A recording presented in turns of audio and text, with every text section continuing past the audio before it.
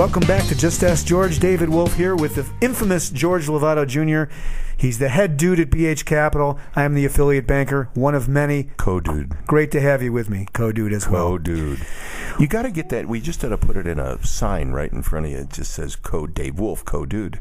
I'm happy with that. Wingman. And as I said, I'll take it wherever I can get it. Today we are participating in a show about participation. That was smooth, Thank baby. you. And in the merchant banking world, George, we talk about participations. Now, first let's start with the ground zero. What is a participation in the context of merchant banking? The simplest definition is the fact that you get more than one institution cooperating together to create the capital or the debt structure for a specific transaction. Mm-hmm. So in other words, you, instead of just having one lender like one bank, you may have 5, 6, 7, 8, 9 banks involved with one lead bank administrating that, where everybody's throwing money into the pot. Okay. And it's done because? In the commercial banking world, it's done because sometimes banks hit their lending limit, and when they do that, they cannot participate in the larger transactions. So what they do then, in order to keep the client, the customer, the borrower, then they reach out to other banks, and then those banks throw the money in the pot. Okay. And so now that's commercial banking. Now in the structured finance world, participations come in many different forms, but primarily for the reason that everybody wants to mitigate the risk. Okay. And so it's a risk mitigation tool in our universe as opposed to trying to attempt to do the larger transaction because of a loan limit that's placed on you regulatorily. So it's, all of a sudden the participation actually seems like a new thing to corporate finance America, when in structured finance, it's the way you get things done.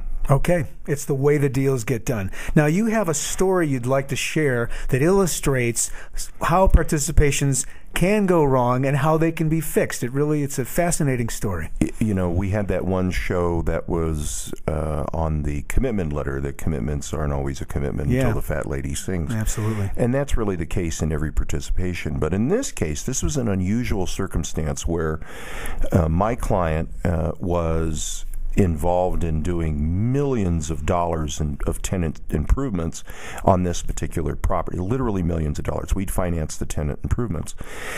And during the process, the owner of the property was approached by his bank, and the bank felt that he was over-leveraged, and the risk he posed to the bank by having all of this leverage was one of those sit-down Dutch uncle kind of conversations when the bank isn't trying to make a business decision for the borrower, but they're strongly suggesting maybe you might be better off with less properties on your books. Got it. And this had been a storied asset for the borrower, the landowner, the property owner.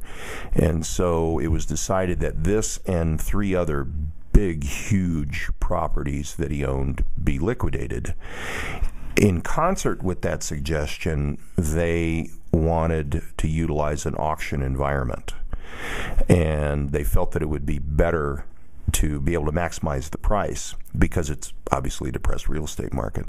Auctions do sometimes have a tendency to drive the price of real estate up because of that sort of excitement in the environment. You've got buyers.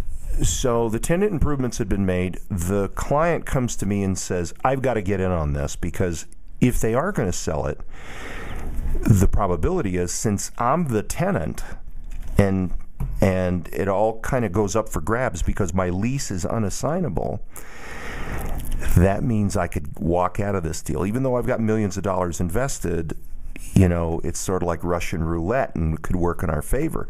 And I really did like that strategy. I said, you're still going to owe the millions of dollars, but I think you do have a point.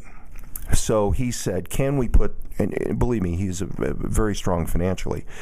He said, can we put the money together to buy this property? And I said, yeah, based on the fact that you're, this is one of several of your properties that you operate in this fashion, and since you do a good job at it and you have a profitable business, there's a high probability we could put this together. So I went to, and we're under a time constraint. Okay. Got the auction coming. The interesting thing is that now some perceived non-players that had been on the periphery of this thing start to pop up because they hear that this property is going to go up for auction. So I go to work in putting a participation. I pick up the phone, and this is an interesting piece of real estate. So guys that kind of get this part of the real estate industry, those are the guys I'm going to talk to that understand. And I talked to one of my long-standing participants in this particular type of real estate space, and he says, "I'll do it. I'll do it. It sounds good to me. I like the whole story behind it. And oh, by the way, I got a guy." And whenever a story starts out with, "Hey, I got a guy," that always worries me. Okay. All right? Yes. So I said, "What are you talking about?" He says, "Listen, I'll take half this deal, and this friend of mine who has another very large real estate investment fund will take the other half." And I said, "I don't know this guy." Right. I said, I know who he is. I don't know him. I've never been involved with him before. And we're taking a piece of this deal. You're taking a piece of this deal. And he's coming in for half. We're putting a lot of reliance on him. He says, "No, he's good. I've been involved with him. You know, I got a guy." Yep.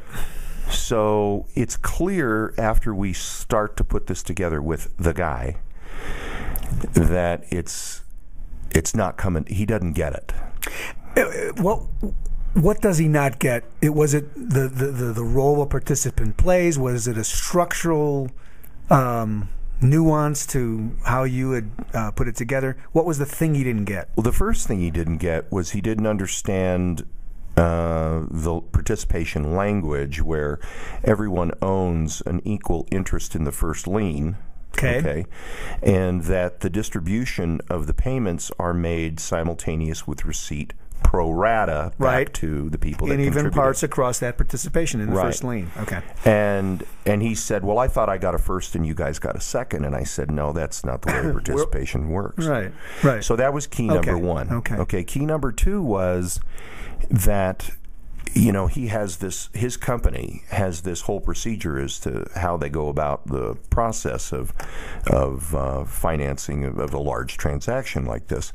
And so that system, that procedure was being thrown out the window, and we were in control. Okay. So this is all foreign to him. You know, he's got his hands off the yoke, and it's kind of scary. And he said, "I'm really not used to the fact that, you know, you're kind of dictating everything from the documentation to the timing, and that we've got a really short close. I'm used to 30 days. Another indication that he just hasn't done this before. Right. And how you're orchestrating this. And how we've already done the underwriting. We've already made the determinations where the risks are, and we've structured the deal accordingly. Okay. And so we get him all the documentation, we get him all the supportive due diligence information, we walk him through all of that, and all of a sudden it's just like he glazes over. And that was the third indication that we're going to have a problem. Yeah. And then he said, "Well, I need to digest it tonight." And this is, you know, very close to the deadline.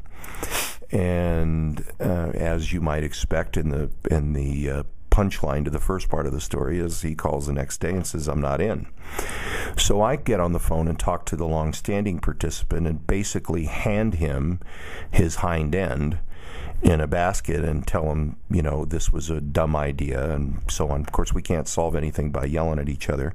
He was pretty upset with the guy. He was very apologetic. He says, "Pick up the phone and call who was another long-standing participant, and who was the guy I had in mind the first time. Had in mind for this deal. Right, because he gets this industry. Right. And the next thing you know, I'm on the phone, and now I'm getting yelled at by the guy that said, "Why are you calling me so late?" Well, this is a guy I guess you've had a relationship with for a while. Oh, yeah, everybody. The long-time, the standing guy that was first in the deal, and this guy that I'm calling now in the 11th hour have done countless transactions together.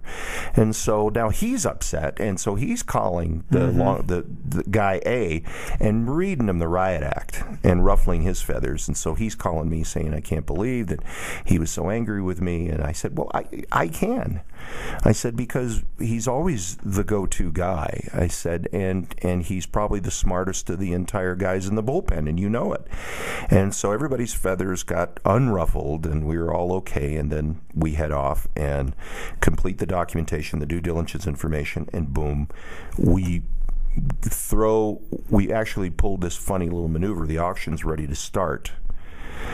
And what we did is went right to the bank, because we had a connection there with the bank lawyers. I did. And I said, pick up the phone, call the president of the bank, and tell him we're making an offer before the auction. They can avoid the auction. This is the one and only chance. And you can do that. Obviously you can. Sure, you can. Make an offer and I said, circumvent. You're going to take your chances at the auction that the price is going to get as good as we're going to offer, or that you guys get these guys in and they may not, for some reason, be able to close when you know we can. So the lawyer picked up the phone and said, "Look, I don't cotton to the idea of an auction. I see the rationale. I've seen it work, but I don't think it's going to work in the favor of the company. I got a call from BH Capital. This is what they're going to do, and I think we probably ought to take it." And so the auction got shut down. Everything was canceled. All the registrations for the auction, boom, and we went in, made the offer, and closed the deal. Okay. So moral of the story, it ain't over till it's over. And we wound up, what we feel is we got a hell of a deal. I mean, it's a great deal for my client. It's a good deal for the lenders, the people in the participation, and it made a lot of sense. And we were able to do it our way. We were able, rather than, because you never know who shows up at an auction, and they might be raising the price, and you're stuck at 14 million, and this guy's making a bid at 15, and he's incapable of closing, right? Or he chooses not to, because it's, hey, there's a million ways you can weasel out of a deal, as we all know. And so this is a sure shot, and so we think we got a great deal. Moral of the story, it ain't over till it's over, and you play with known players when it comes to a participation. Yeah, the idea of backdooring somebody, "I got a guy," is not always a good idea. Whenever the sentence starts, "I got a guy," I'm always worried. Well, and you are the, in addition to being the head dude, you're the orchestrator of these participations, and there's a structure, there's a method to the madness, and it's important that all parties understand how they're functioning in this puzzle, right? Exactly. Good stuff. Exactly. Unbelievable. Well, look for more of us. www.bhcapitalltd.com. As always, the head dude, George Lovato Jr., David Wolf, affiliate banker, signing off for this time. Thanks for joining us. Look for us next time on Just Ask George. Bye-bye. That's him.